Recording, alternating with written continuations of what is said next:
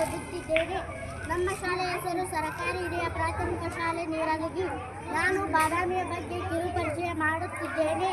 ಬಾದಾಮಿ ಕರ್ನಾಟಕದ ಬಾಗಲಕೋಟೆ ಜಿಲ್ಲೆಯ ಒಂದು ತಾಲೂಕು ಆಗಿದೆ. ಇದು ಬಾದಾಮಿ ಚಾಲುಕ್ಯರ ರಾಜಧಾನಿ ಆಗಿತ್ತು.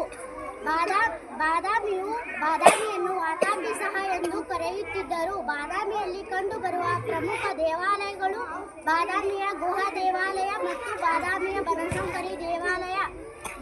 ಬಾದಾಮಿಯ ಗುಹಾ ದೇವಾಲಯಗಳು ಕರ್ನಾಟಕದ ಉತ್ತರ ಭಾಗದಲ್ಲಿರುವ ಬಾಗಲಕೋಟೆ ಜಿಲ್ಲೆಯ ಒಂದು ಬಾದಾಮಿಯಲ್ಲಿ ನಿರ್ಮಿಸಲಾಗಿದೆ. ಇದನ್ನು ಬಾದಾಮಿ ಚಾಲುಕ್ಯರು 6ನೇ ಶತಮಾನದಲ್ಲಿ ನಿರ್ಮಿಸಿದರು. ಗುಹಾ ದೇವಾಲಯ ಬೌದ್ಧ ಮತ್ತು ಹಿಂದೂ ಮತ್ತು ಜೈನರ ಸಂಕೀರ್ಣವಾಗಿದೆ. ಗುಹಾ ದೇವಾಲಯ ಭಾರತದ